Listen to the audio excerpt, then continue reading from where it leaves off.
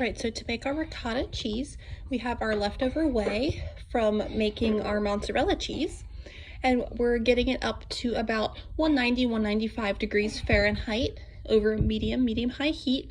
You don't want it to boil, so keep that in mind. As you can see, it's already starting to separate from this white lumps, and then there's like the yellow liquid. That's a good sign. That's exactly what you want. Once we get up to our heat, we're going to go ahead and use a ladle, or you can use a slotted spoon like so, and get all this white stuff out. That's going to be our ricotta cheese. We're going to place all of that in a cheesecloth, or if you don't have cheesecloth, you can use a very thin towel, which is what I'm going to be using today. And then we're going to let that hang and drain into a bowl for about an hour. All right, so we went ahead and reached almost 190 degrees. We have lots of curds in here, so we're going to go ahead, turn our burner off. I'm actually going to be using a spaghetti spoon because it has little tiny holes and I can hold a lot more like a ladle. So we're going to go ahead and take this. Over here we have a colander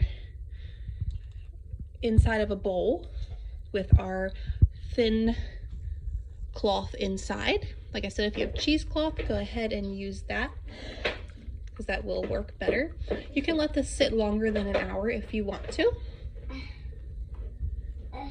Just going to continue getting all of this out of our pot. Now your leftover whey is still your yellow liquid in here. That can be used for adding to soups and all kinds of stuff still. All we're doing is getting more cheese out of it, but it still has a lot of nutrients left in it that you can use for other things. You can substitute it in baking for water and milk as well. So we're going to be doing that. You can throw it in the freezer in a container and have it for later. So you can actually go ahead and just pour it into your cheesecloth as well to get all that extra out. We're just draining it as much as we can here. Then we're going to dump the liquid back into our pot and hang our cheesecloth. All right, so we went ahead and hung our bag, our cheesecloth, with the ricotta cheese in. Just hang it from your cupboard knobs. And then I have our strainer below, just in case if it would fall, it would just land in here. And then our whey is on the bottom draining. And we saw a pot full of whey on the stove that we're going to let cool down. And I'm going to place it in the freezer and then pull it out when I need it. So in here you can see still a bit of liquid in here.